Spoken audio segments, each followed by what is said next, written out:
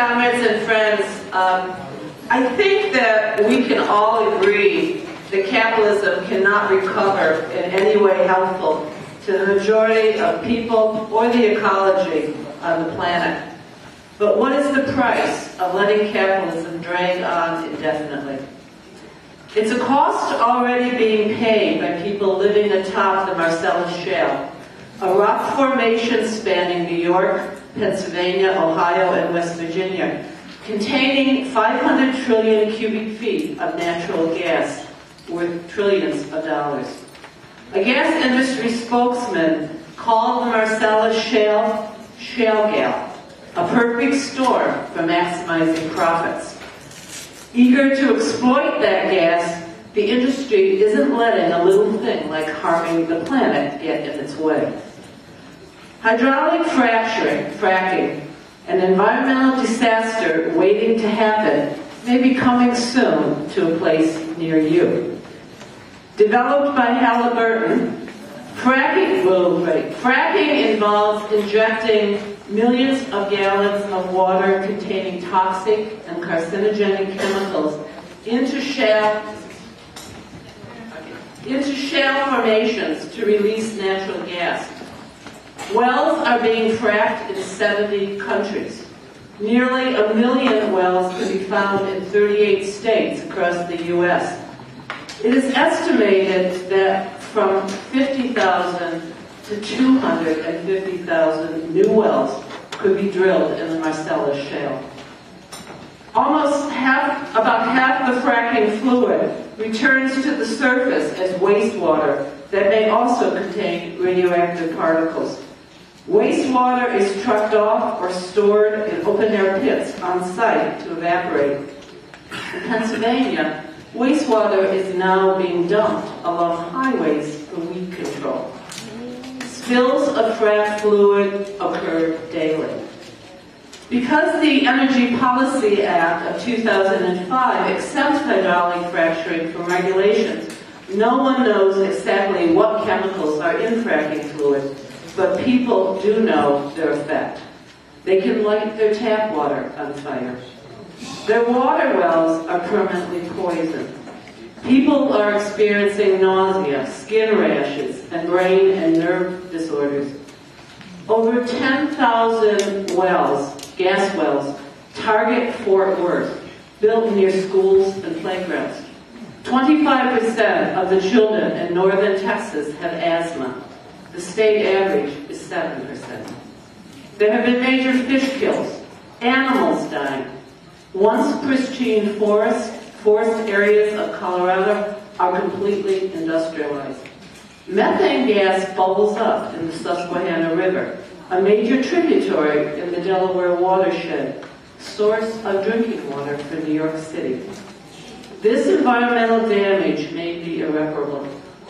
Once corporations could have only carried out this kind of environmental rape in a developing third world country. Today, the U.S. is becoming a third world country in the eyes of the capitalist class. The movement to ban fracking is growing, but the industry turns deaf ears. They just spent billions of dollars to elect politicians who will block any regulations. The International Energy Agency estimates that North America sits atop 3 trillion barrels of oil and more than 1 quadrillion, can't say the word, cubic feet of natural gas, the equivalent to 11 Saudi Arabias. Corporations eager to control this supply are building pipelines across the U.S. to bring gas out for export.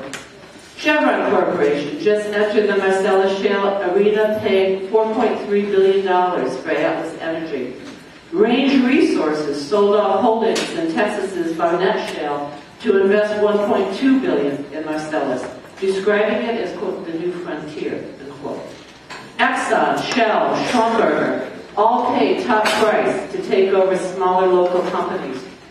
Onshore natural gas production increased by more than 20% in recent years, creating a gas glut that could last years.